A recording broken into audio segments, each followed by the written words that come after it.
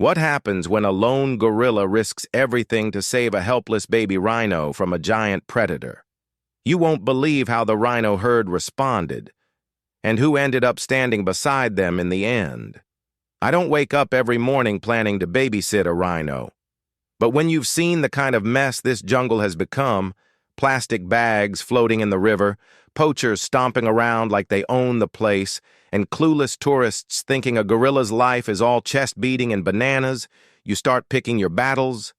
And this morning, my battle started with a baby rhino and a painfully empty stomach. He was alone. Small, shaky legs, ears twitching at every snap of a twig. His mother? Gone. Don't ask how. The kind of gone you don't come back from. I found him near the acacia grove 3 days ago trying to chew on a rock. A damn rock. That's how hungry he was. Now I'm not the nurturing type. I'm not out here knitting leaf blankets or singing lullabies. But something about that calf. He had the same look I once saw in my reflection after I escaped the fire in the Southern Valley. A mix of, what now? And please, not like this. So I brought him food. Every morning. Young shoots, soft bark, river leaves. I sat nearby, kept watch while he ate. He never came close. But he knew. And that was enough. This morning felt different.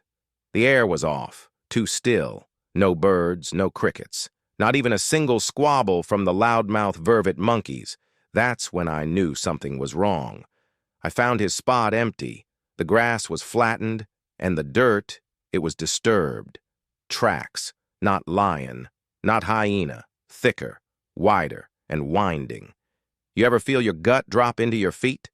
I bolted. I didn't walk. I didn't sniff. I ran like something was chewing on my heels. My chest pounded, but I pushed harder, through thorns, through the swampy reed beds, until I heard it. A sound no one should hear, not here, not anywhere.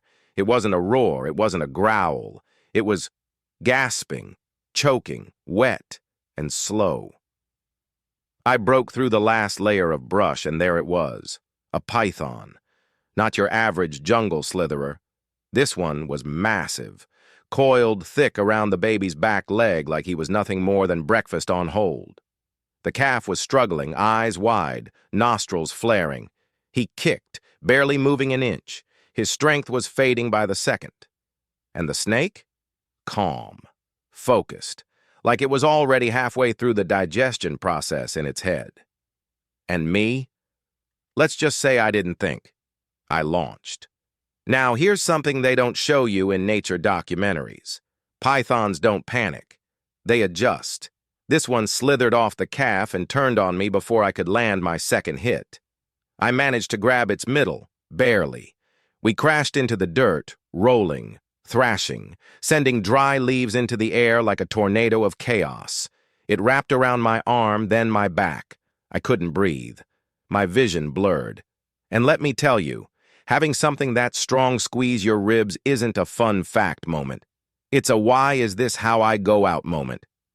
I grunted, grabbed a rock, smashed it once, twice. Didn't matter. That monster's skin was like armor. It just kept tightening. I saw the rhino stumble back, frozen. That's when I realized.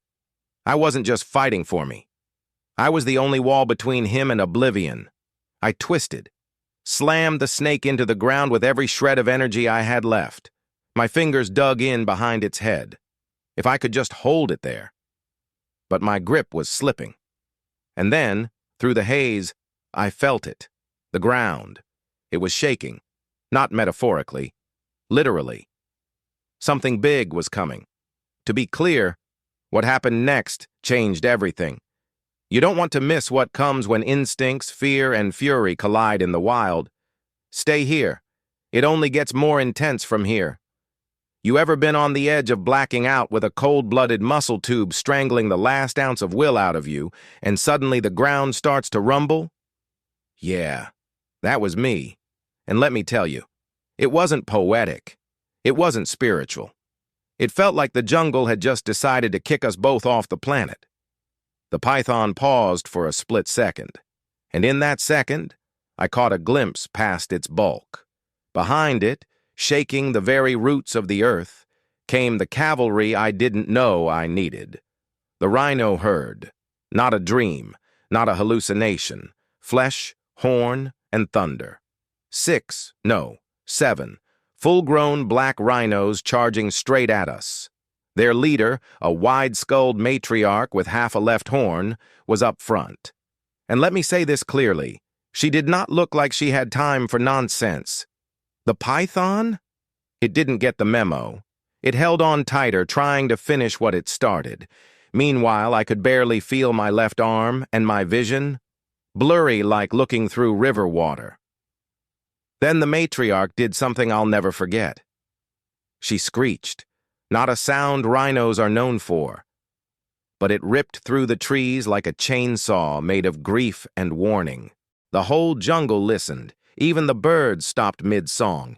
Even the damn wind paused. The baby rhino let out this tiny squeal, stumbled, and collapsed. That was it. Mama Rhino slammed into the python with a crack that rattled my teeth. I flew one way, the snake flew the other, except it didn't land gracefully. It smashed against a log with a sound I'll keep in my head for the rest of my life. You'd think it was over. You'd think the heroes would brush themselves off, toss out a one-liner, and roll credits. Nope. That python?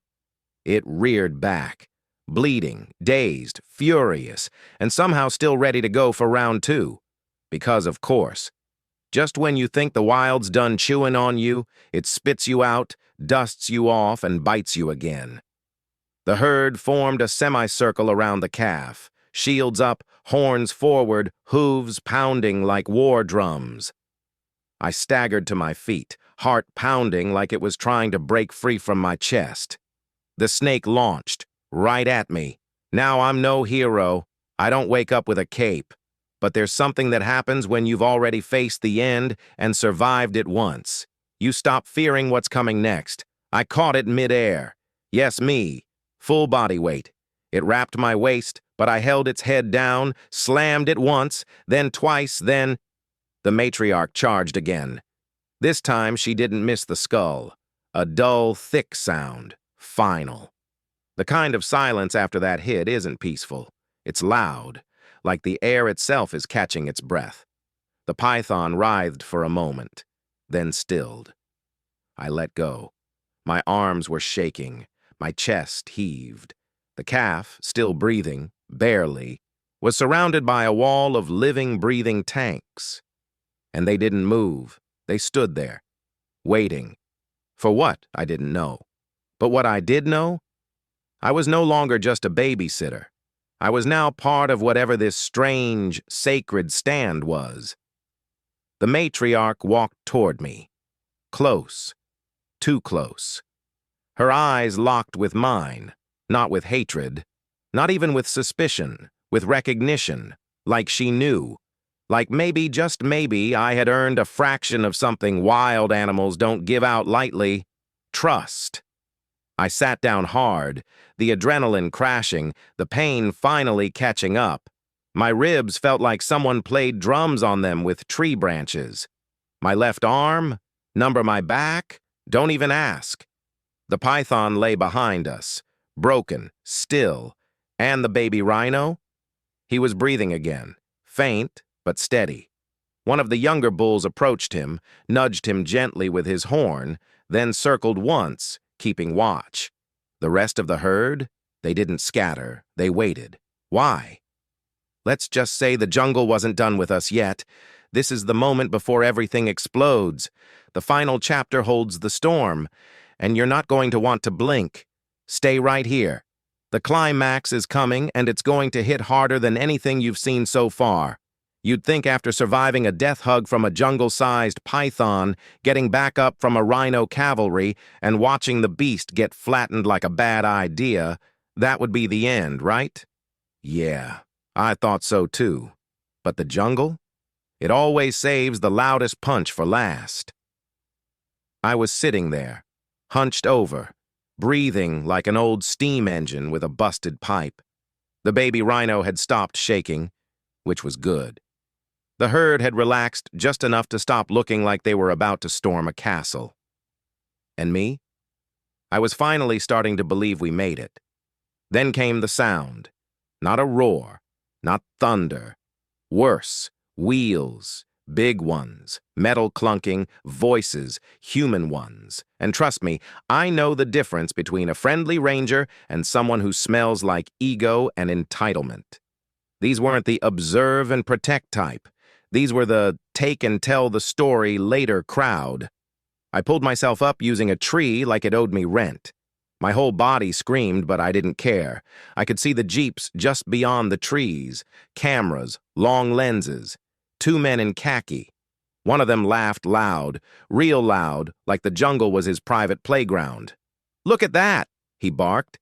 "That's a live rhino calf. Alone. This could be a huge win for the center."